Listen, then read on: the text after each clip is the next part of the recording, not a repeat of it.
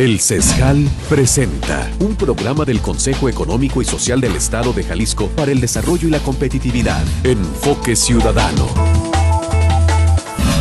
Durante la pasada sesión de mayo del Pleno del CESJAL, que preside Enrique Michel Velasco, se entregó al secretario del Trabajo, Eduardo Almaguer, al delegado federal del Trabajo, Gerardo Rodríguez, y a la diputada local, Clara Gómez, el documento con 32 recomendaciones específicas respecto a las políticas públicas para el fomento del empleo digno y decente en Jalisco, derivadas de la consulta ciudadana realizada por CESJAL durante el foro sobre este tema, que se llevó a cabo del 20 de junio al 1 de agosto del 2013.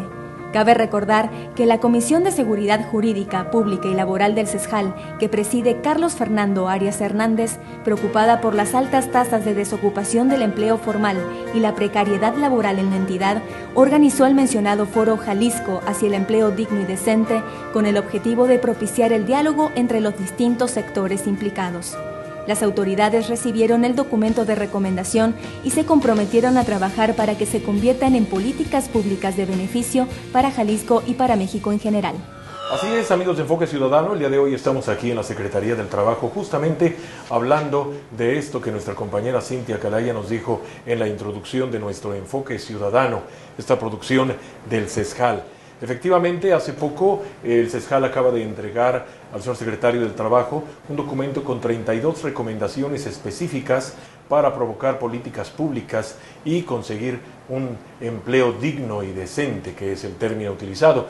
Y justamente por eso el día de hoy venimos a visitar al señor secretario. Le agradecemos mucho al señor licenciado Jesús Eduardo Almaguer Ramírez, secretario del Trabajo y Previsión Social. Señor secretario, muchas gracias y bienvenido a esta charla. Muchas gracias, Carlos. Bienvenidos todos aquí a la Secretaría y gracias por la oportunidad de poderle transmitir a los ciudadanos el extraordinario trabajo que hizo CESJAL, cómo lo fue configurando y obviamente los compromisos que nosotros estamos asumiendo como gobierno y que ha estado además asumiendo el gobernador del estado para dar cumplimiento a estas recomendaciones tan importantes que se tienen que ver reflejadas en un mayor y mejor bienestar de los ciudadanos. Está con nosotros el presidente de la Comisión de Seguridad Jurídica Pública y Laboral del CESJAL, el licenciado Carlos Fernando Arias Hernández. Gracias, don Carlos, por estar con nosotros. No, gracias a ustedes por darnos la oportunidad de que siendo un organismo social en el que su fin es hacer recomendaciones a las políticas públicas, y en este caso estamos hablando de la seguridad laboral, del empleo, y estas recomendaciones se hicieron dentro de un consenso que fue un trabajo arduo que se hizo a finales del año pasado y se completó a principios de este año, en el que se hizo un foro en el que no se excluyó a nadie, al contrario, se incluyeron todas las organizaciones, tanto institucionales como también de las organizaciones sociales, incluyendo obviamente las asociaciones de los empresarios, de los comerciantes. Estuvo presente Cáritas de México y estuvieron presentes las universidades, tanto de aquí como hubo 3 representantes de universidades de fuera del país en esos foros. Asimismo estuvieron los del llamado CEREAL y algunos otros organismos ciudadanos. ¿Qué es lo que importa? Lo que importa es sobre todo escuchar las voces de los demás para ver dónde podemos ser concurrentes y podemos avanzar en mucho el empleo que tanta falta nos hace. Claro, justamente ese es el punto de partida, ¿no? Un trabajo muy exhaustivo, muy cuidadoso, muy meticuloso que ha hecho a lo largo de varios meses esta comisión y que tengo entendido estas 32 recomendaciones están divididas en 6 ejes temáticos y yo les plantearía en este caso la necesidad de ir desmenuzando cada uno de estos ejes temáticos y don Carlos, usted nos los hace saber y escuchamos los comentarios del señor secretario al respecto. Con todo gusto. Empezamos con el 1, ¿qué le parece? Sí, adelante. El primer eje temático tengo entendido que es vigilancia y cumplimiento de la normatividad. Sí, así es, específicamente nosotros estamos proponiendo que sobre todo que en este caso nuestra autoridad laboral verifique la existencia de un contrato donde no haya contratos colectivos de trabajo, que haya los contratos individuales de trabajo. Esto nos da la certeza a nuestros compañeros, a los trabajadores, de a qué tienen derecho, porque muchas veces no saben a lo que tienen derecho. y que la empresa está cumpliendo con la normatividad que se desprende de la Ley Federal del Trabajo, y estamos hablando simplemente en ocasiones que lamentablemente empresas que ni siquiera los tienen en el Seguro Social, en el salario que les corresponde, sino que los tienen un salario más bajo, prestaciones como el Infonavit y derecho a otro tipo de prestaciones como son la prima de antigüedad, el aguinaldo, en fin, todas esas prestaciones y obviamente el reparto de utilidades.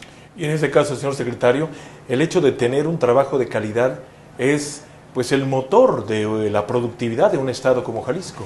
Fíjate, Carlos, que aquí es muy importante que los empleadores, recordando y subrayando que más del 85% de los empleadores o de los patrones, para ser más claro, son micros y pequeños empresarios en el estado, lo que significa que eso complica mucho el que, por la inversión que corresponde, el que puedan dotar de seguridad social o de sus derechos laborales a los trabajadores. Sin embargo, es fundamental que entiendan que la seguridad social es una inversión, no es un gasto, que esta inversión le da a los trabajadores estabilidad emocional, les da estabilidad familiar y por supuesto les permite desarrollar de mejor manera su trabajo. Por lo tanto, es fundamental el que tengan ellos sus prestaciones laborales. A esto le llamamos la formalización del empleo. Nuestro país tiene un grave problema. De cada 10 empleos, 6 son informales.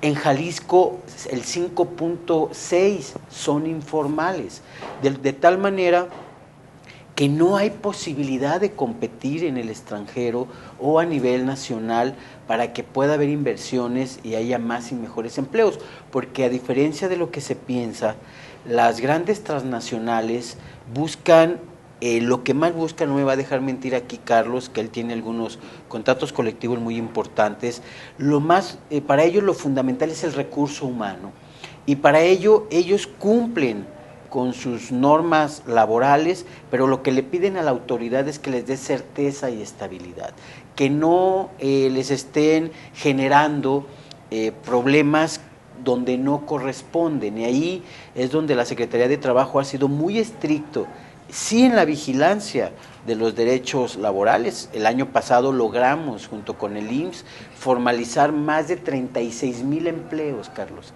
Fuimos primer lugar a nivel nacional, derivado de 12,000 inspecciones en un año.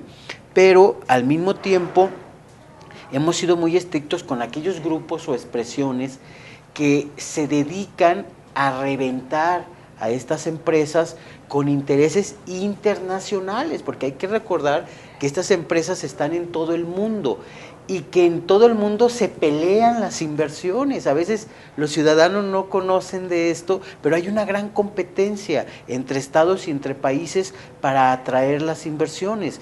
Y en algunas ocasiones, malos sindicatos internacionales promueven que generen inquietudes entre los trabajadores, desestabilizar para que cierren las plantas y se tengan que mover a otros lugares. Esto que te comento lo hemos dicho con mucha claridad a estos propios integrantes de estos gremios, les hemos dicho cómo estamos enterados que tienen financiamientos extranjeros, que son apoyados por líderes sindicales de los Estados Unidos, de Brasil, y que aquí en Jalisco no vamos a permitir el que se viole la ley para buscar cerrar una fuente de trabajo. Hoy hay un gran entendimiento entre todas las partes, representantes de trabajadores, empresarios y gobierno, para que haya más y mejores empleos. Y obviamente, aquel empresario que no cumpla, como hace unos días sucedía aquí en una construcción, con una constructora,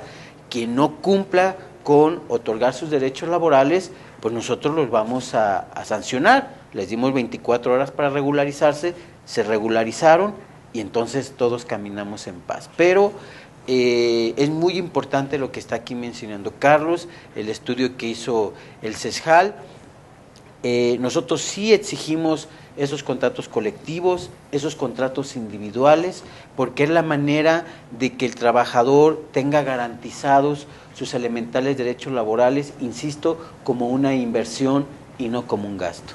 Muy bien. Vamos al segundo eje temático, don Carlos, si le parece, y tiene que ver con la generación y la promoción del empleo. Todos aspiramos en un momento dado a tener un empleo que nos satisfaga en lo económico y que también nos satisfaga en lo profesional. Pero ¿qué le parece si vamos a una pausa y vamos con la respuesta de este segundo eje temático aquí en Enfoque Ciudadano del CESJAL?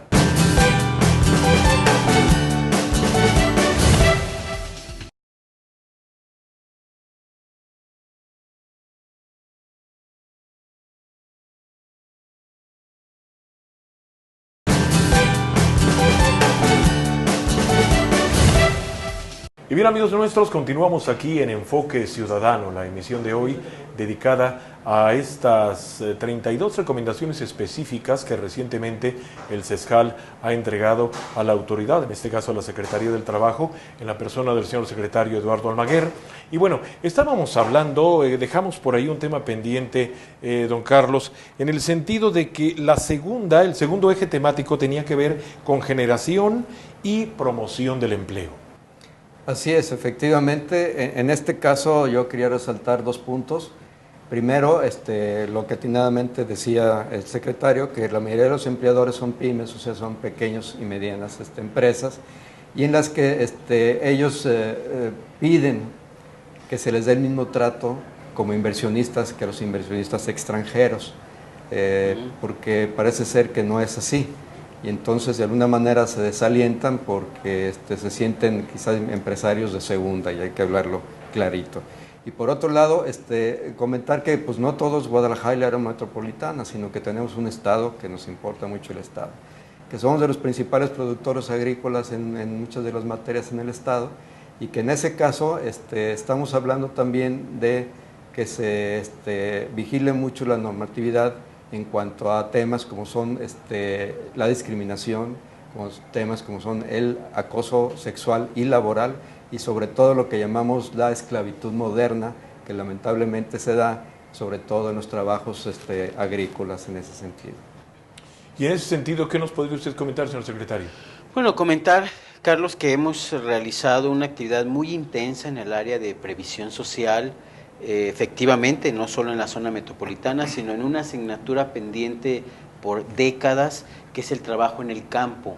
Al ser un trabajo temporal, se tomaba, y muchas ocasiones familiar, y se tomaba como un trabajo desligado a la regulación y a las obligaciones que se tenían. Pero en nuestro campo en Jalisco habrá que recordar que se han instalado empresas muy importantes, que hoy es un negocio muy importante, que Jalisco es de los primeros lugares en producción agropecuaria, y que entonces, a pesar de ello, seguía dándose la explotación a hermanos nuestros, fundamentalmente indígenas, y a sus familias.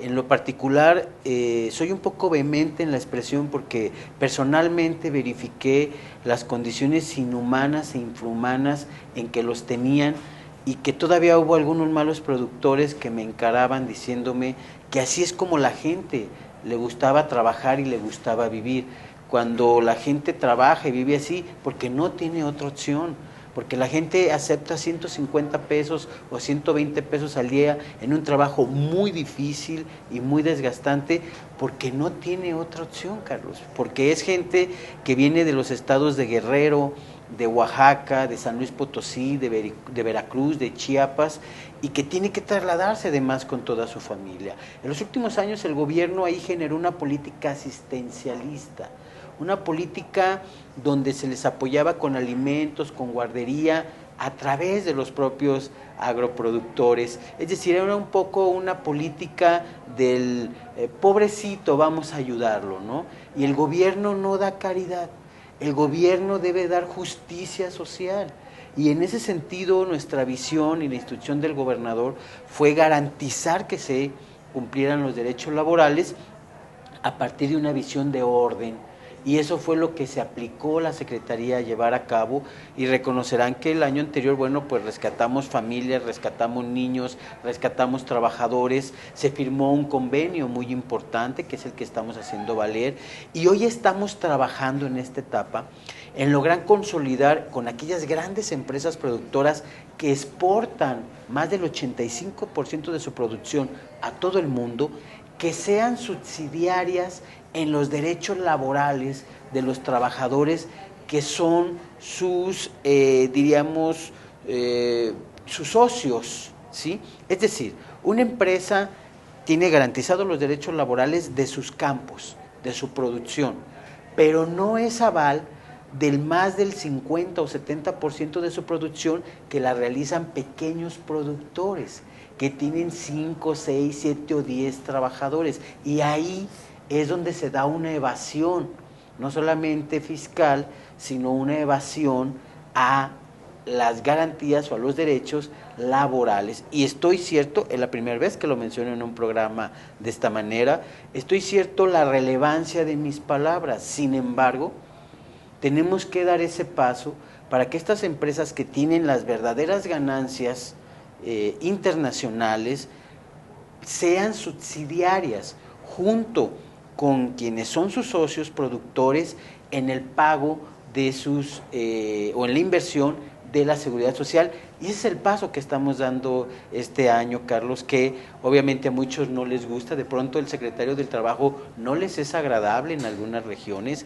Quiero decirte que hay los primeros que en muchas ocasiones responden en contra de nosotros son los propios presidentes municipales, porque ellos también tienen sus propios campos agrícolas, pero también deberían de ser los primeros en poner el ejemplo de cumplir con la ley y con los derechos laborales. Entonces es un camino largo por andar, pero lo importante de esta etapa es que ya lo iniciamos a andar y lo seguiremos caminando. Muy bien, bueno, pues eso es lo que tiene que ver con este segundo gran eje temático de las 32 recomendaciones en materia de fomento al empleo digno y decente. El segundo es generación y promoción del empleo. Vamos ahora, licenciado Carlos Arias, con un tema que además es muy controvertido, es un tema muy actual, porque es el tema del outsourcing, y hay muchas empresas, sobre todo las grandes empresas, que se manejan a través del esquema de outsourcing. Sí, efectivamente es parte de las recomendaciones que nosotros estamos emitiendo como CESJAL, el hecho de las empresas de subcontratación. Vamos partiendo de la base que existe esa figura en la Ley Federal del Trabajo. Sin embargo, pues lamentablemente ha sido aprovechada para poder así desviar los recursos que realmente les corresponden a los trabajadores y sus prestaciones y además sus derechos como son la antigüedad, ¿no?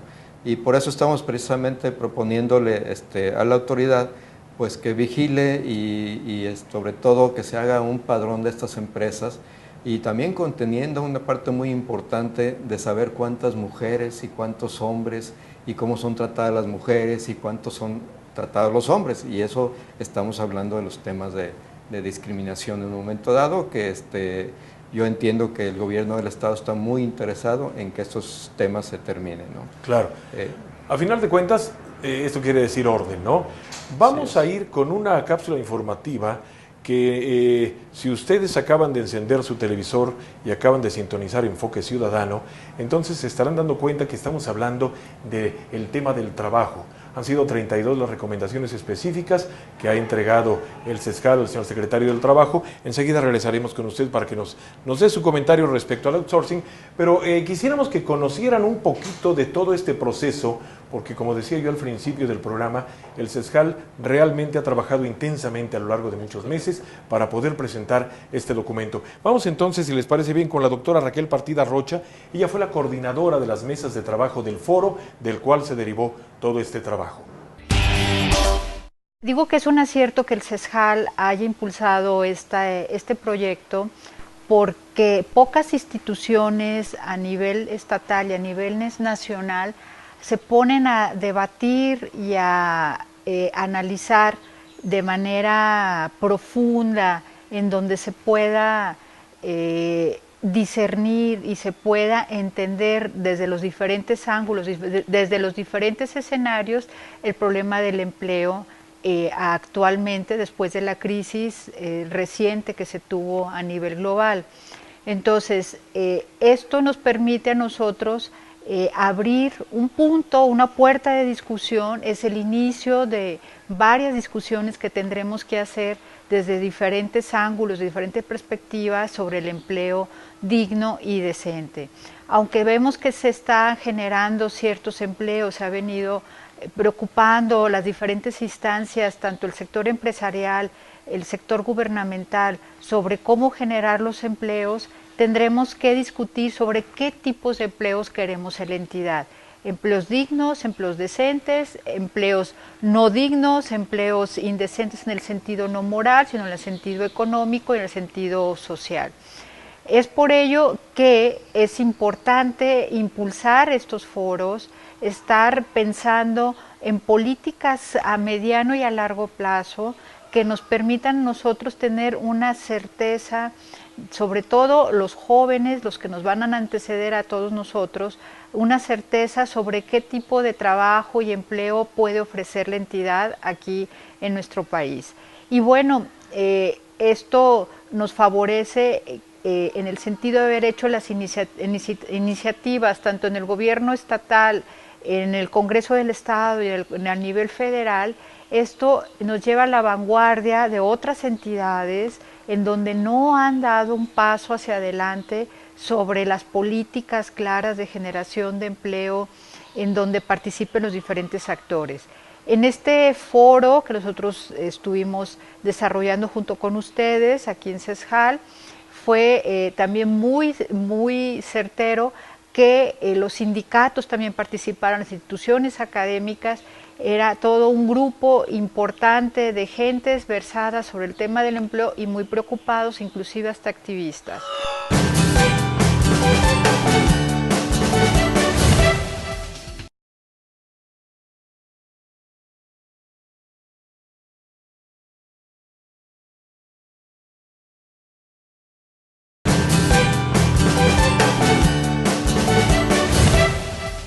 Continuamos, amigos de Enfoque Ciudadano, en esta producción del Consejo Económico y Social del Estado de Jalisco para el Desarrollo y la Competitividad. Y el día de hoy estamos hablando del empleo digno y decente, de estas 32 recomendaciones que busca que a través de este estudio tan profundo que ha realizado el CESJAL, que se realicen políticas públicas y se fomente el empleo.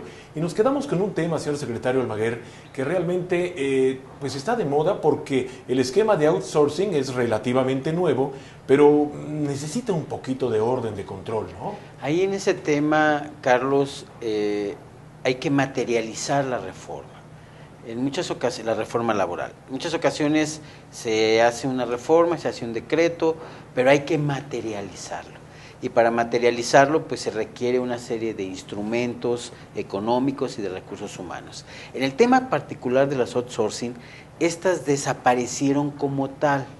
Es decir, surgieron y tuvieron un auge muy importante que los propios gobiernos las contrataban, y era eso, o sea, fuera, es decir, evadían las responsabilidades laborales en esos contratos temporales y hubo una gran explotación de los trabajadores. Con la reforma a la ley laboral se clasifica muy bien, se identifica muy bien qué es una outsourcing y cuáles son sus obligaciones que debe de ser. Hoy un outsourcing es una subsidiaria de las obligaciones laborales de la empresa donde está prestando su servicio. Es decir, un outsourcing es una empresa.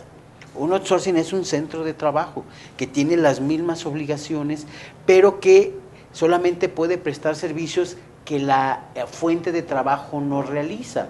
Por ejemplo, una jabonera que produce jabones, bueno, pues no da el servicio de seguridad y entonces contrata a una empresa de seguridad, o viceversa, o inclusive no da un servicio de limpieza y contrata un servicio de limpieza. La mayoría de estas empresas que todavía conocemos como outsourcing prestan servicios de seguridad y de limpieza fundamentalmente. Lo que acaba de decir Carlos es muy importante.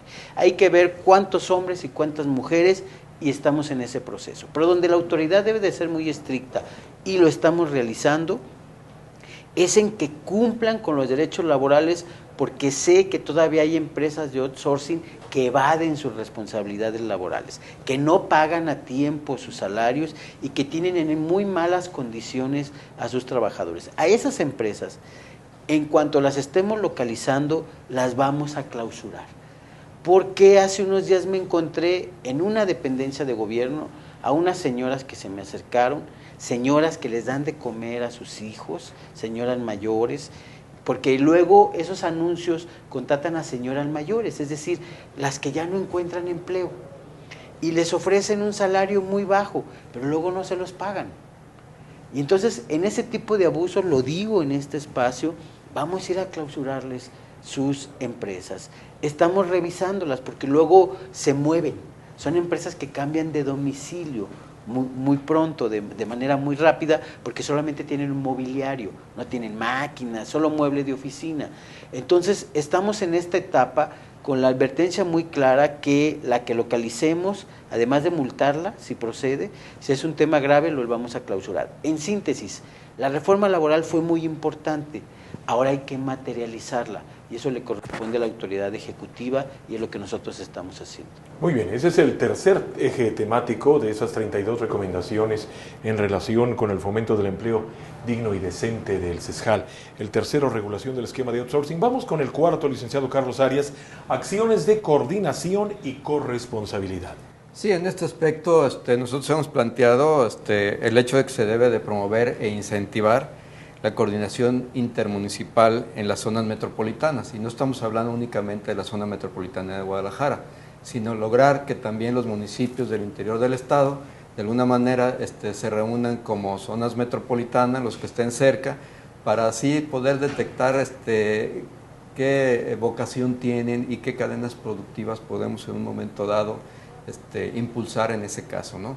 Y sobre todo en este tema también que sean unas acciones de gobierno, sobre todo transversales, que no sean únicamente verticales de una sola administración, sino que se involucren pues todas las instituciones de gobierno, así como también las instituciones de educación, que es muy importante la vinculación empresa, universidad, que en este caso afortunadamente hay buena disposición de ambas partes, obviamente con la intermediación de las autoridades, para lograr que aquellos muchachos que salen de la empresa puedan realmente tener un empleo como dice, y este concepto de un empleo digno y decente es un concepto de la Organización Internacional del Trabajo, y es ahí donde estamos nosotros partiendo en este caso.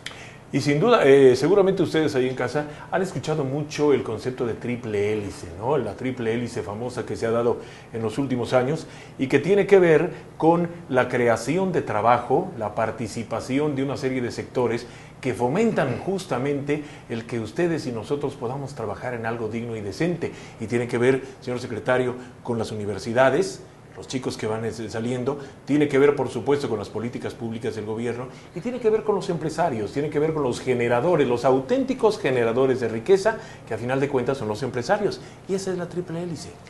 Fíjate, Carlos, que en el caso del empleo debemos de hablar de la cuádruple hélice, y en ese sentido, por vez primera, en un programa de televisión, voy a hacer un planteamiento que lo hemos venido haciendo en diversas reuniones de comités o en algunas pláticas con algunos actores sociales y políticos empresariales.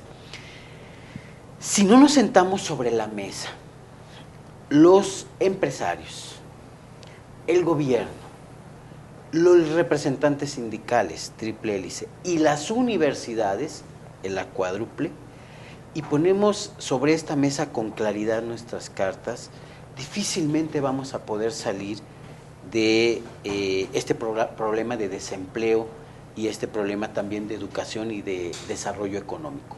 Se han hecho grandes esfuerzos, hay inversiones muy importantes en Jalisco. Hoy tenemos un gobernador que nos ha dicho con mucha claridad, dígame con quién me tengo que sentar, a quién tengo que recibir, qué debo de hacer, pero requerimos urgentemente mayores inversiones para el empleo. Y te lo platico en reuniones de trabajo cortas y en reuniones de gabinete.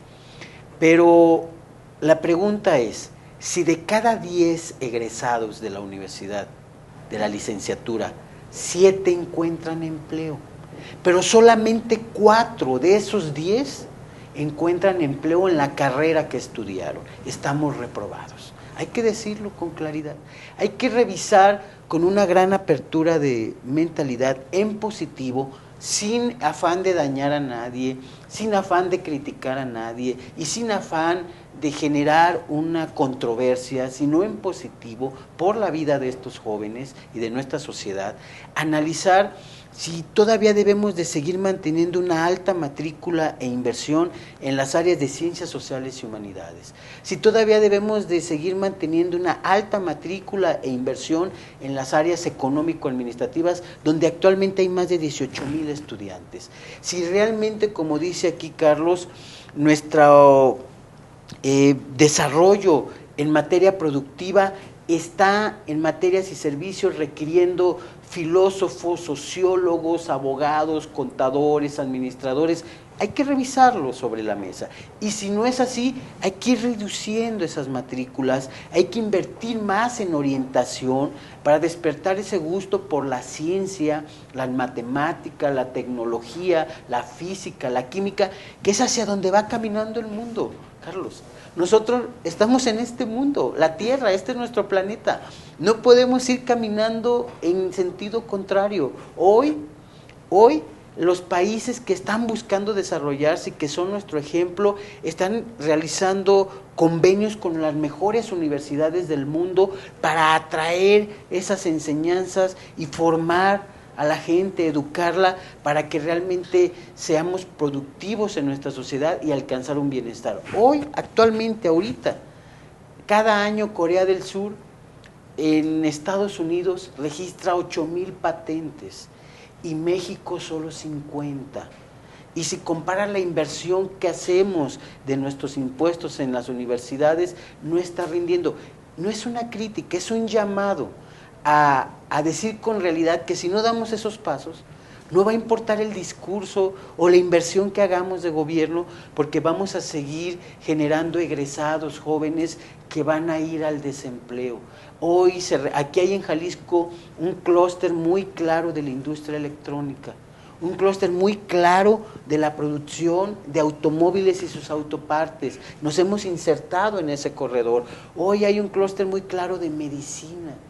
Guadalajara, nuestra zona metropolitana, siempre ha sido de servicios, prestación de servicios, y hay un clúster muy claro de producción agropecuaria. Ahí hay que invertir, ahí tenemos que estar.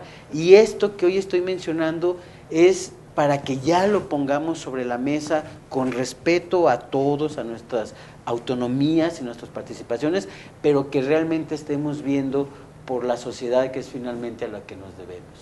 Bueno, y fíjense ustedes, antes se decía que alguien que egresaba por allá por los años 30, 40 del siglo pasado, con esa misma educación podía permanecer toda su vida. Sin embargo, en los tiempos actuales, bueno, al principio de este siglo, se hablaba de que los conocimientos variaban prácticamente cada 5 años. Y ahora los conocimientos corren todavía más rápido y tenemos que, pues como dice el señor secretario, tenemos que subirnos ese tren, porque ese es el futuro del trabajo, no en México, en todo el mundo. Y hoy estamos compitiendo con todas las naciones en esta economía global. Vamos a hacer una pausa, vamos a esta pausa y continuaremos con este enfoque ciudadano, una producción del CESJAL.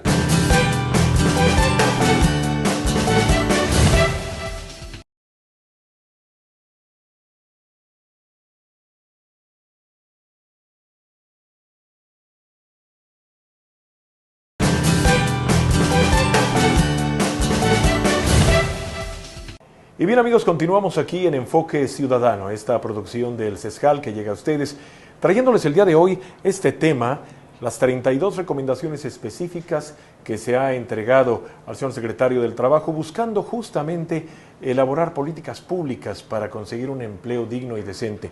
Estamos hablando acerca de cómo se dividieron esas 32 recomendaciones en 6 grandes ejes temáticos. Llevamos 4. Vamos por el quinto, licenciado Carlos Arias, usted como presidente de esta comisión y que además impulsó este gran estudio.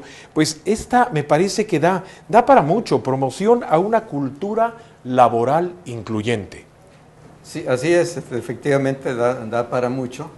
En primer lugar, nosotros queremos destacar que, como ya lo ha dicho el señor secretario, pues que la formación, la capacitación siempre va a ser una inversión y nunca un gasto, que lo veamos así.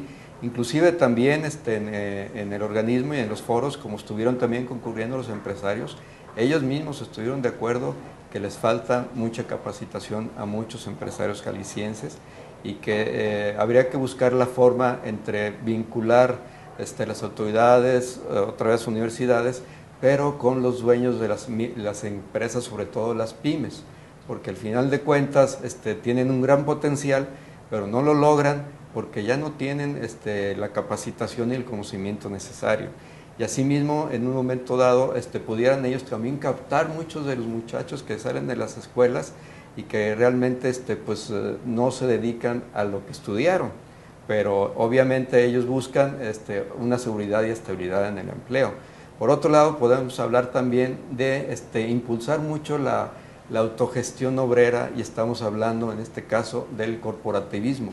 Es un tema muy importante que lamentablemente se ha dejado mucho de lado, hablando que porque la idiosincrasia de nosotros no da para que hagamos unas cooperativas.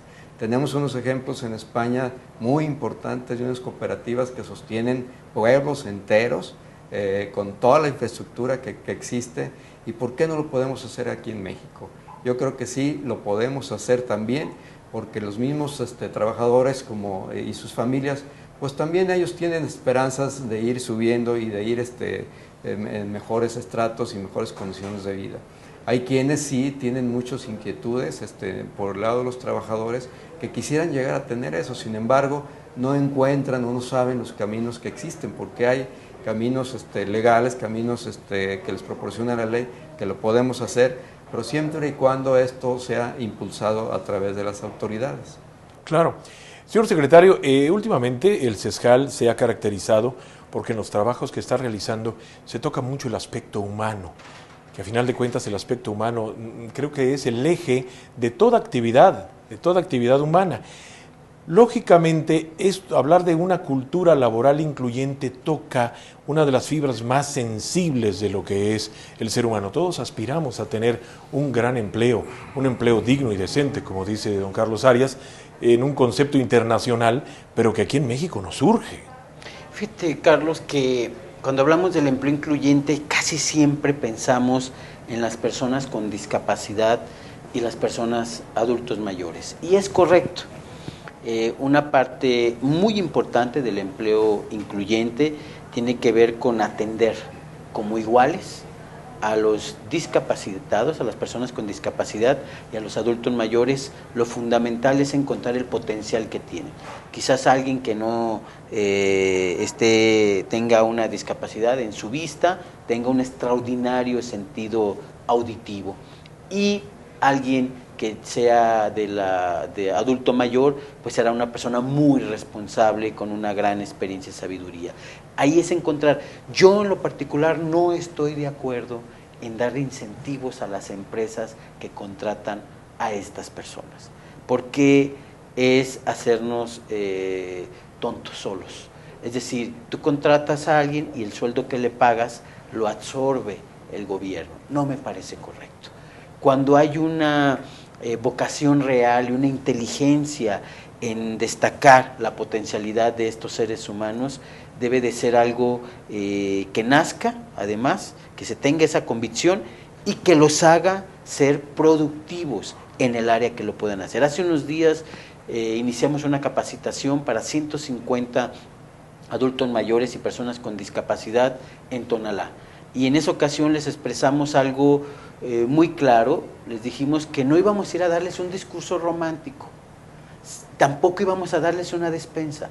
Lo que íbamos a darles era instrumentos para que por sí solos pudieran salir adelante en las circunstancias que hoy les tocaba vivir, porque solamente ellos saben lo que viven día a día en su casa, lo que viven en su cuerpo, lo que sienten en su propia alma y en su mente, para cada día levantarse y luchar para salir adelante en las condiciones en las que están, y eso no lo resuelve una despensa para un día, pero sí instrumentos de capacitación para que puedan ser productivos. Entonces esa parte se está abordando de manera muy clara. El Servicio Nacional del Empleo en Jalisco tiene un área de inclusión laboral que además la dirige un invidente con una gran inteligencia y que está rodeado de personas que padecen esa situación en su persona y que por lo tanto están sensibilizados. Pero hay otra parte importantísima, Carlos, que hay que decirlo con claridad a los ciudadanos,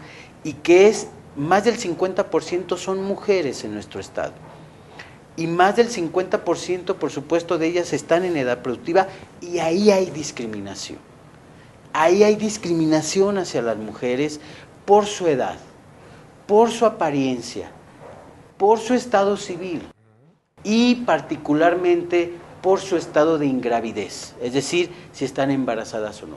Y hacia allá estamos caminando en los próximos días, no solamente a firmar un convenio con las cámaras, sino a hacer un llamado muy claro de las reglas del juego, tal como lo establece la ley, que empresa que encontremos discriminando a las mujeres desde su anuncio, serán sancionadas ejemplarmente, porque no puede existir esa discriminación toda vez de que las mujeres son una fuente y un potencial grandísimo de desarrollo y de producción, y además de que somos iguales en este tipo de equidad, ellas tienen una gran aportación, y 1 de cada 3 hogares las mujeres son jefas de familia. Entonces no se vale esa discriminación que se ha venido dando, y que en el gobierno estamos decididos no solo a combatirla, sino a acabarla, y ahí es donde se da un gran problema por hablar del tema de la inclusión laboral. ¿Qué debemos entender por esto, don Carlos Arias? Promoción de iniciativas federales con el apoyo de representantes jaliscienses. Sí, más que nada, sobre todo los diputados jaliscienses que están en el Congreso de la Unión, llámese Cámara de Diputados, senadores, pues que le den seguimiento a todas las reformas que ha habido de la Ley Federal del Trabajo, que su seguimiento pues debe ser muy puntual e importante para que podamos nosotros prosperar en ese sentido. Estamos hablando sobre todo también buscar una revisión a fondo del tema tan controvertido que es el salario mínimo en nuestro país, que es un salario que realmente pues nadie trabaja por ese salario mínimo. Sin embargo, se ha hecho como un marco de referencia hacia multas, hacia otras situaciones. Tenemos que ya cambiar ese esquema que fue hecho hace muchos años, pero que realmente no funciona. Porque eso ha servido en un momento dado como tope para que no se pueda aspirar a mejores salarios. Obviamente nosotros sabemos aquí en el Estado que primero, lo más importante es tener el empleo, y segundo, tenerlo un empleo de calidad y bien pagado. Pero para lograr llegar a tener unos empleos bien pagados necesitamos hablar de productividad. Todas esas recomendaciones se las estamos haciendo a nuestros legisladores para que ellos los suban a la tribuna y puedan buscar las modificaciones legales pertinentes. Bien, señor secretario, un comentario corto, por favor, respecto a esto, porque además necesitamos hacer conclusiones. Ya hay una reforma laboral importantísima, hay que materializarla, es un gran avance que han hecho nuestros legisladores, fundamentalmente los legisladores federales de Jalisco, llevaron una voz muy importante. Hay un tema pendiente, lo que acaba de decir Carlos, que ya se está trabajando a nivel nacional. Los salarios mínimos deben de desaparecer. Debe haber un referente para multas y para toda una serie de situaciones administrativas que se requieren. El salario mínimo se generó para que no hubiera abuso y explotación. Hoy son cerca de 67 pesos por día el salario mínimo, si no me equivoco, y efectivamente nadie lo paga, pero sí sirve para que malos empleadores y patrones abusen y te digan, te damos el salario mínimo más comisiones, ¿no? O te voy a pagar el salario mínimo. Y el salario mínimo al mes no te llegaría ni a 2,000 pesos. Entonces debe de desaparecer porque en su momento funcionó, pero en este momento ya no funciona. Y ya hay un proceso que se está llevando a cabo y esperamos que nuestros legisladores federales pronto den ese paso para generar condiciones más reales en el espacio, en el mercado laboral. Muy bien. Bueno, conclusiones, en muy pocas palabras, licenciado Carlos Arias Hernández.